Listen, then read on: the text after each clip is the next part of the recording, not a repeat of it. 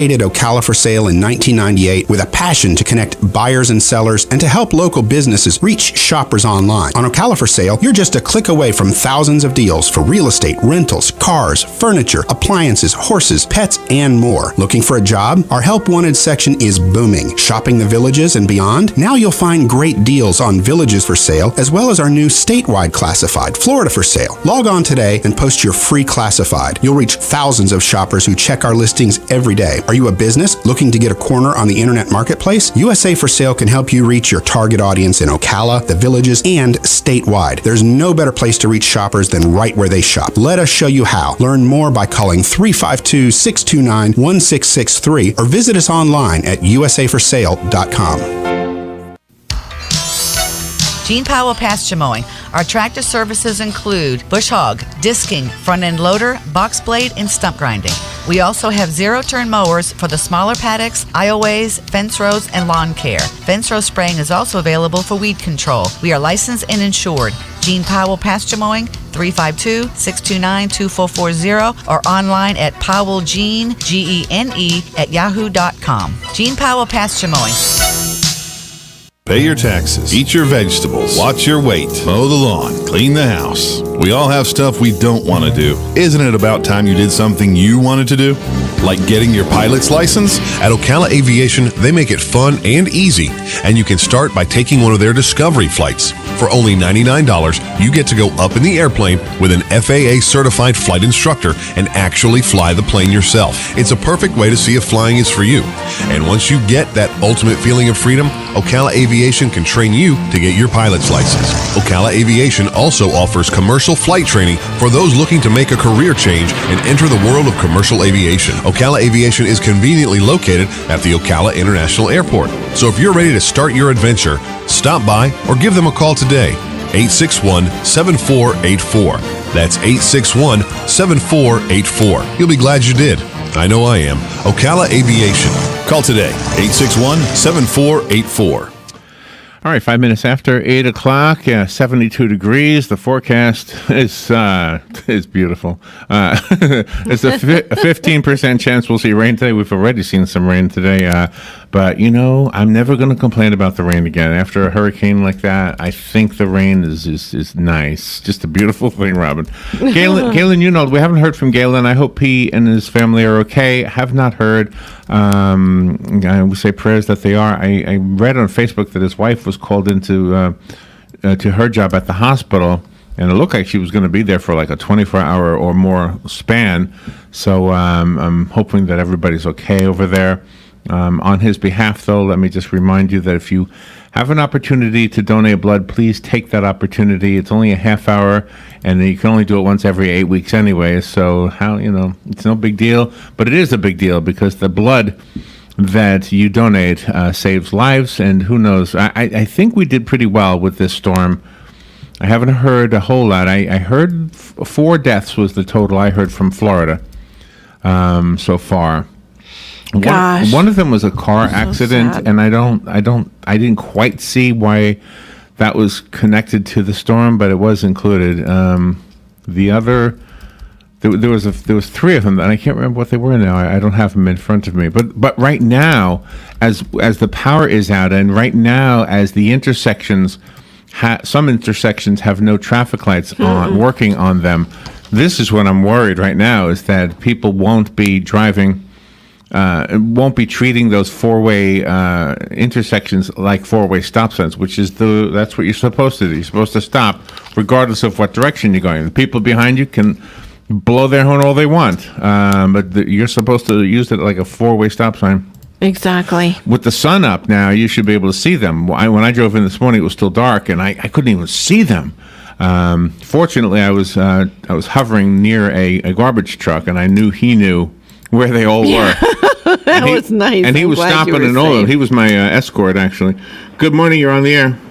Yeah, good morning. When I sent the link to that song, I didn't know that YouTube was gonna ask you to take a survey. But YouTube is part of Google now, and Google wants data from everybody. Oh my gosh! Yeah. Oh, okay, because that was the first time I had seen it, and that kind of surprised me. Was that the same song you sang? Yeah. Well, it was better coming from you anyway. It was, yes. Yeah. You sounded great, Jim. by the way. Really, I mean, really, I don't know. I'll get my That's guitar. nice. You come in and sing. We'll make a few recordings and That'd be fun. and retire in Memphis or something. Thank you, Jim. Yeah, I didn't. Okay. Thank you. He must have sent it to me too. I know he sent it to you. Yeah, and Right. then because I always click on everything Jim sends, he's really amazing, and so I clicked on it to watch it, and it's like, okay, we had to take the survey, and I didn't like the questions, so that's okay. You know what I wanted to ask everybody? What is your feedback on the coverage of the storm? Some people are not happy with the fact that the Weather Channel had, and not just the Weather Channel, pretty much all the channels, they actually had people on the scene standing in the weather. And if there's one person standing in the weather, that means there's two people at least, because there's a cameraman all the time. And I noticed that there was kind of a group of, I don't know how to say this, but there were people complaining about that. And I thought nobody looked, the ones I looked at, nobody looked like they were in harm's way. They all looked like they used common sense when they were out there. Right. I think I understand the business of TV enough to know, and the media, enough to know that, sometimes you do things to show what you're talking about instead of just tell. And you might say that it's for ratings. I don't know. Do you think? I don't know. Maybe it is. Maybe it isn't. In this particular case, I don't know that anybody had the one up on anybody else. No, I don't. I mean, think so. the storm was out there across the whole state, so we had plenty of opportunities if you had a TV station. In radio, all we had to do was play sound effects that sounded like wind and rain, and we were set. Or you could just go. Yeah, we could do our own sound effects.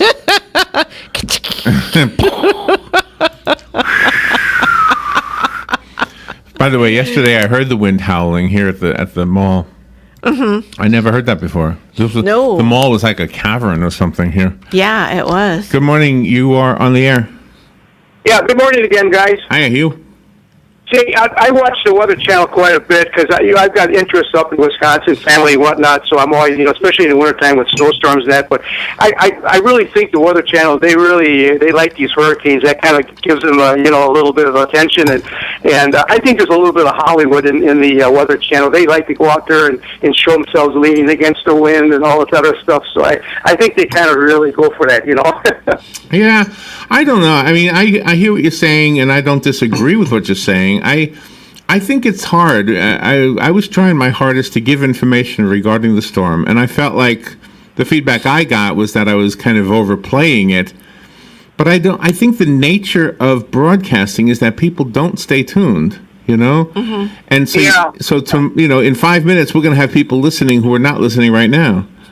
And Right. so if I tell you right now that there's a storm coming, then those people don't hear it. You got to kind of repeat it a lot, and I don't know. Right. Well, all of any information like what you guys put out is greatly valued. And if a person thinks that they're being intimidated by it, well, just put a music station on or something, or do something else. There you go. Yeah. I like that. Yeah. Hey, you know what we didn't talk about yesterday? Thank you, Hugh. I appreciate the call. Yeah. What we did not talk about was September 11th. This is the anniversary of the attacks. Yes, that If was. anybody wants to have that conversation, we would welcome that also. And yesterday was your birthday. Yes, it was. So we had here's what we did. Can I tell the audience what we did? Sure. All right. It was fun. All right, let me tell you my normal routine on Robin's birthday. My normal routine. I get up very, very early to do this job. On Robin's birthday, 3 a.m. I get up a little bit earlier. And the reason for that is because I'm one of those last-minute shoppers. And so normally I'll go to the 24-hour Walmart, and I'll find a cake that's already made. And if there happens to be a lady behind the counter, I'll say, "Can you write Happy Birthday, Robin, on here?" Okay, thank you. And then it looks like I really, really, thought this out. And then I'll come in with balloons and a cake and ice cream and everything else. And so yesterday I couldn't do that because nothing was open. But we had some hamburger buns here. Yes. Stale hamburger buns. Yes. So it's still sitting right here. I took It a is. hamburger It looks bun nice. and a candle that was left over from Joe's birthday, and a happy birthday little stick that was left over from somebody else's birthday. Yep. And the hamburger bun served as your birthday cake. That's right. You even put it on a plastic cup so it's elevated. Gave it so a looks pedestal. really nice. Yeah, so it Yes, almost you did. looks It looks very pretty. So you have had, in your September 11th being your birthday, you've had some pretty amazingly memorable birthdays. I know. Super memorable. So I don't know Tell you. how accurately you'll be able to remember in a few years that this one was 2017. The year you had a birthday hurricane party Yeah. was 2017, but you'll never forget 2001. No. That was your birthday too. Exactly. And that was way more horrible than yesterday. What do you remember from that day? Do you know what I remember? I don't mean to cut you short. No, you go ahead. I asked you a question and I'm going to answer my own. That's all right. You go right ahead. What I remember, it was your birthday, and that's what I was just going to say. I was working at a place that had rented one of those chocolate fountains or champagne fountains, some kind of a fountain. Uh-huh. Beautiful Moments was the rental place. Yeah, they're great. And at that time, they were near Bellevue. And I lived near Bellevue, and my job asked me if I would return it. So September 11th, I was over there, returning it early in the morning. And then I called you to wish you happy birthday. And the news, I was listening to the radio, and the radio said a plane crashed into the World Trade Center. I said to you, oh my gosh, did you hear that? A plane? And I'm picturing a small plane. Yeah. Not knowing exactly what happened. By the time I got to work, everybody was talking about it, and a lot of wrong information that eventually was all straightened out. But anyway, what do you remember from that day? Yeah, well, you called me, wish me happy birthday. Your mom called me to wish me a happy birthday. And then she was watching the TV, and then she saw the first plane hit, and it was like, oh my God. It was really, really something. And then I called Al, my stepdad, and he didn't know. And so he turned it on. I mean, he was like, what?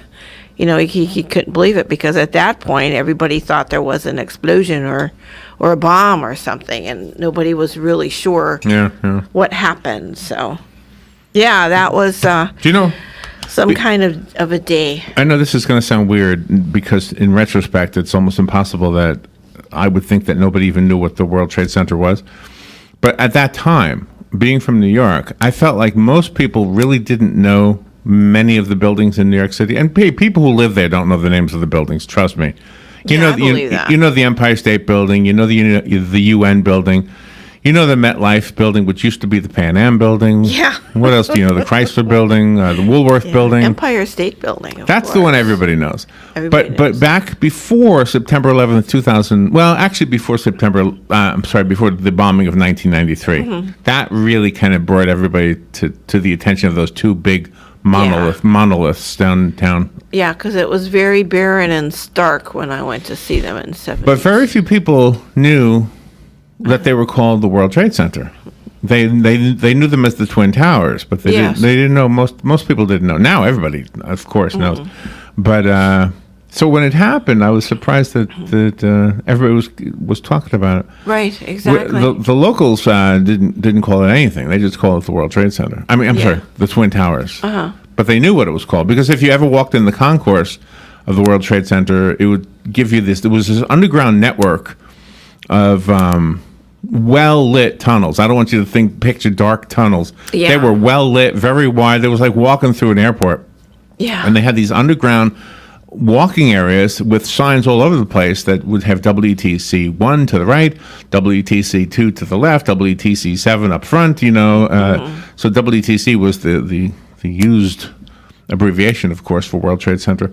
And that's pretty much how you would go from building to building, which was why these two buildings, well, how many buildings were there total? 7? 7, I think. thought. But this complex, if you were a visitor to the World Trade Center back in those days, and it might still be true too now that they rebuilt it, you don't see a whole lot of foot traffic down there like you do in Midtown. The reason being is because it's all connected underground. So the people who work in those buildings, to get from one building to the next, they don't even go to the street level. Back in those days, I don't know what they do now. But they would walk underground, and some of them had. I never knew that. Some of them had what you would compare to golf carts. They had these little electric cars that they would use underground in these tunnels. I don't think the average person could use them, but like some of the VIPs and stuff, they would use them. So underground, there was this very busy. You know how the streets of New York are always busy, like in Times Square and that area. As you know, you went to the World Trade Center before all this attack Exactly. happened. Went to the And what did you describe it as? Desolate? Nobody was there. Right, exactly. Right. Exactly. Not knowing that all the people who worked there were down below your feet. Yeah, I had no clue. It just seemed like, wow. And I wouldn't have known it except that I had a request from my mother to go visit one of her friends that still worked there, because my mother worked for both my parents actually worked for ADT, Okay. which was on 7th Avenue, I think, when she was younger, and then it moved to the World Trade Center. And I was up there, and she said, "Hey, go visit Margie." Yeah. And I said, "Okay, I don't know who Margie is, but I'll go see Margie." And I went down to see Margie, and I was in the wrong building. And they said, "You need to go to the other building." And then I went down this network, and I said, "Look at this." That is cool. This sounds like when people describe Disney World, they describe it the same way. There's a whole network there's a whole network of tunnels. Yeah, it's amazing, really. Really amazing. Good morning, you're on the air. Yeah. WTC 1 and WTC 2 were the Twin Towers. WTC 3 was the hotel. WTC 4 was one of the smaller buildings. WTC 5 was the Port Authority building. I can't remember what WTC 6 was. It was a smaller building, and then WTC 7 was the conspiracy building. Yeah, that's funny. That's good, Jim. Oh my gosh! And then the obelisk-looking buildings closer to the river are what's called the World Financial Center. Oh, I never knew that. Yeah. Oh, okay. Oh, I never knew Didn't that. know that. Nope. Interesting. Yeah. All right. Thank you, Jim. Have a good day. You know, Bye. we were looking at something the other day called the Manhattan Project. The Manhattan? Manhattan, yes. The Manhattan Project is, because originally Manhattan was called Manhattan, I guess by the Indians. And so there's this scientist who figured out what Manhattan looked like when Henry Hudson, am I saying the right name? Henry Hudson? That was a cool thing. First sailed up and noticed this place that we now call New York City's Manhattan Island, right? Cool thing you showed me. So it was all trees, animals, rivers, beautiful, beautiful, beautiful place. It would be compared to a national park or something in today's world. And the Manhattan Project is not to return it to that, but to bring enough of that back so that it is sort of it exists together. The traffic and the buildings, and also these parks with the actual animals that used to live there, the turtles, the beavers, the wildcats, which I'm having a hard time imagining this. But that was the Manhattan project, and I think it was 2025 they wanted to start this. Oh, okay. That's not too far away No, it's anymore. not. It's coming up. 2025. This is 2017. 8 Yeah. Wow. 8 years. Well, that would be the beginning. I can't imagine. I guess what they want to do is every time a building is torn down, instead of building a new one in its place, they want to build whatever they're going to build, but also try to return it to the old, what Henry Hudson saw. Yeah, make it eco-friendly. Now, wouldn't that be something? Yeah. That would be a different city, wouldn't it? It's like a cloud city. The bumps would have a much better time because you could sleep in the bushes anyway. yeah, instead that's of right. instead of on a bench. Good morning. warmer. Good morning. You're on the air. Good morning, this is Sonny.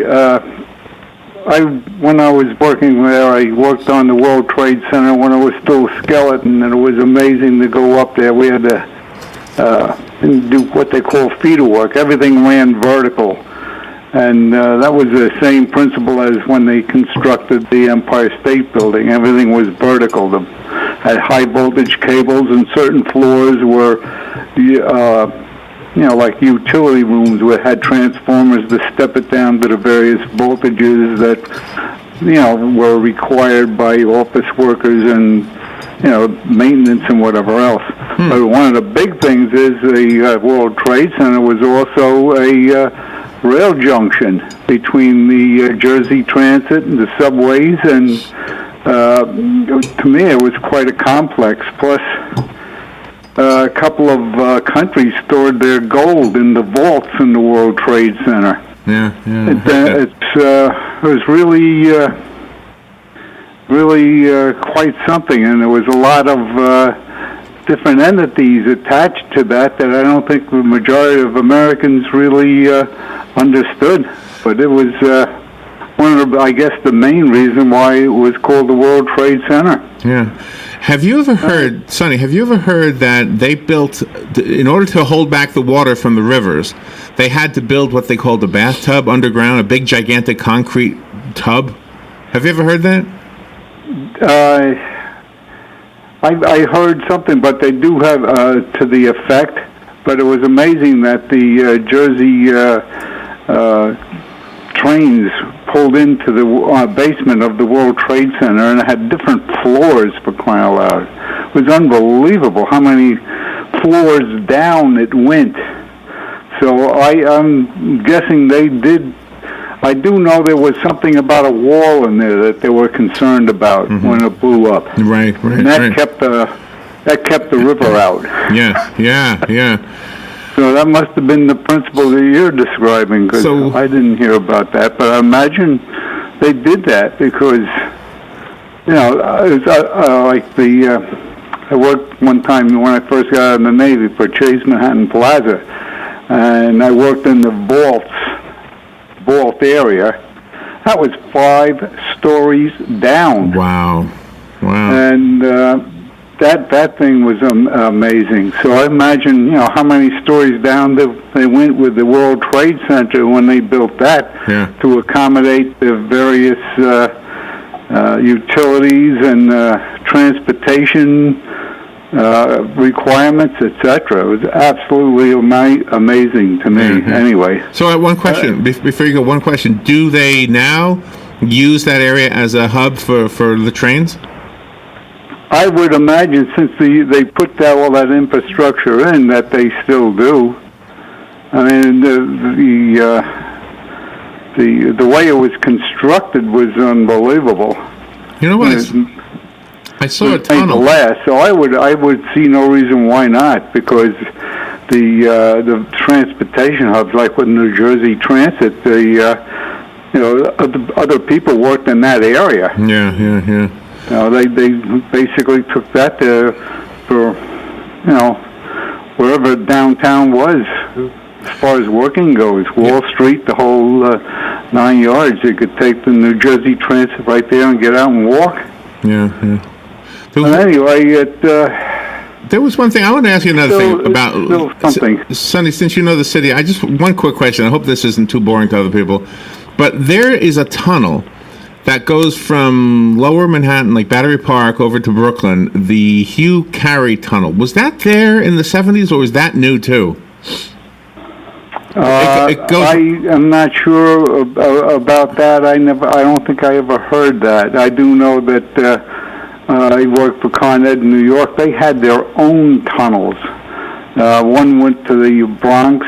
Was another one down in Manhattan. There was one in Long Island City, and they let them flood until they had to get into them.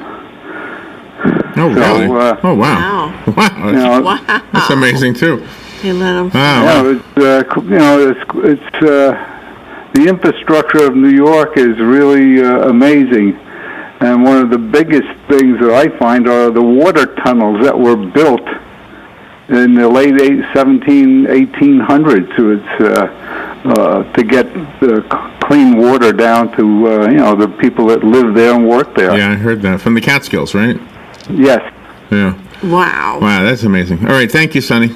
Well, have a good day, everybody. Thank you. You too.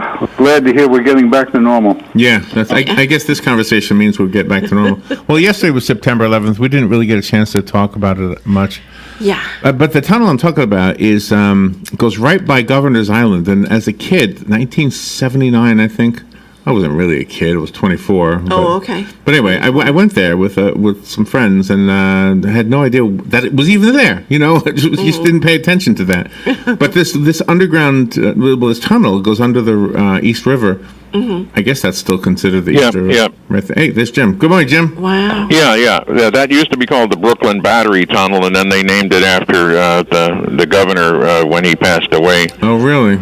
Yeah, but that was, we used to call it the Brooklyn Battery Tunnel. It was built, I guess, in the 1940s. Oh, so it is old. Is that where you grew up? Did you grow up in that area? Well, I grew up on Long Island, but we went into New York once in a while. Mm-hmm. Yeah, I don't think I remember taking that tunnel ever. And I don't think my father probably had no reason to go to that part of Manhattan. So, all right. And then the other one further up was the Queens Midtown Tunnel. Yeah, that's the one I know. And then there were the bridges, the Brooklyn Bridge, the Williamsburg Bridge, the Manhattan Bridge, the Queensboro Bridge. Yeah. Let's hope none of them ever become targets of terrorists. Yeah. All right, let me squeeze in one more. Thank you, Jim. Appreciate it. All right, have a good day. Good morning. You're on the air. Good morning. I'll tell you, I don't know if you ever heard it, but on YouTube, they did a song called Manhattan Skylark by David Schuyler. If you look at that there, you'll see the whole town of New York City. What's the song called? Manhattan Skylark. Oh, Manhattan Skylark. Okay, I'll have to look it up. Okay, I'll have that'll to look be it interesting. Up. Oh, good stuff. That's from David Schuyler. Okay. That's on YouTube. I'll have to look it up. I guess I don't know. So much we're learning. Yeah. Hey, how did you do during the storm yesterday? Or 2 days ago, whatever it was now?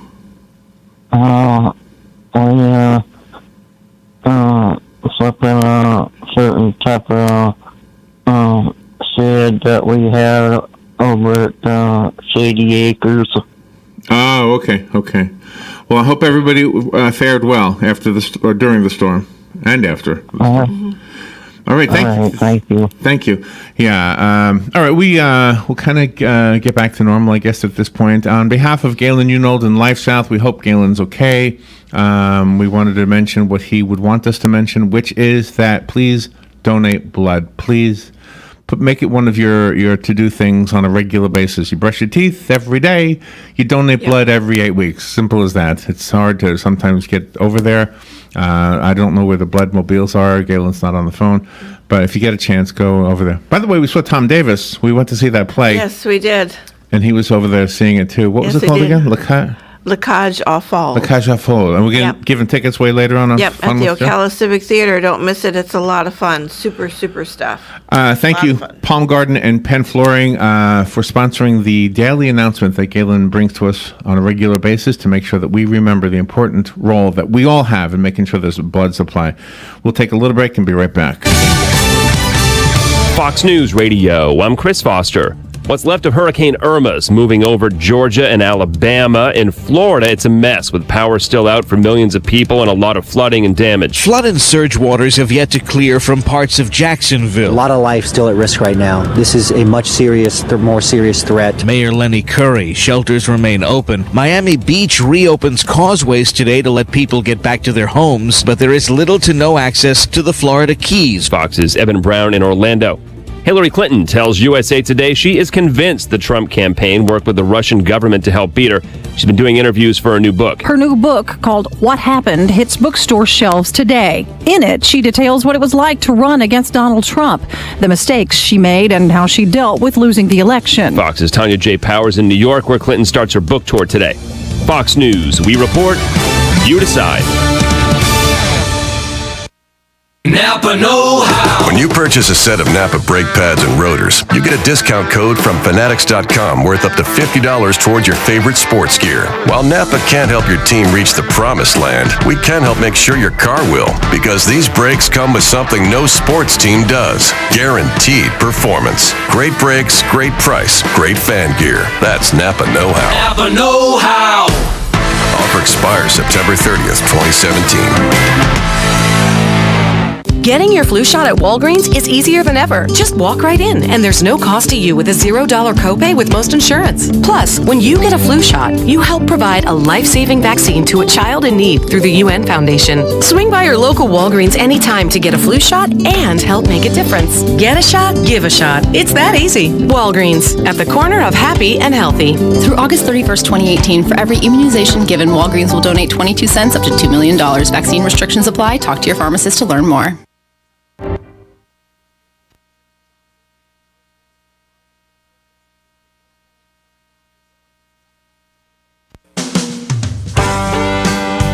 Howdy, folks, RL here for Dairy Queen again to tell you about what's hot and what's not. Dairy Queen has some of the best char-grilled chicken breasts on earth, as well as their chicken breast salad. And the burgers are exceptional, cooked on a real grill for the best flavor and less fat. And for dessert, blizzards are unequaled. Personally, banana split is my all-time favorite. Dairy Queen Silver Springs, where we always treat you like kings and queens.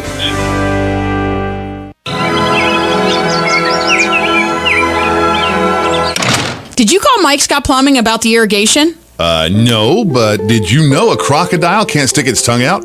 Or that Humpty Dumpty rhyme never actually says he's an egg? Or that Chuck Norris counted to infinity? Twice. Where the hell do you come up with these facts? And what's that have to do with the lawn? Nothing really, just hoping you'd forget what you told me to do. Well, here's a fact. Just like an elephant, I never forget. And here's another fun fact for you. If my plants die because you didn't call Mike Scott Plumbing to come over and install an irrigation system, you're going to be the one out there all night with a hose. Well, as a matter of fact, I think I'll call Mike Scott Plumbing right now. Now that's a fact. 237-2888. Yes, 237-2888.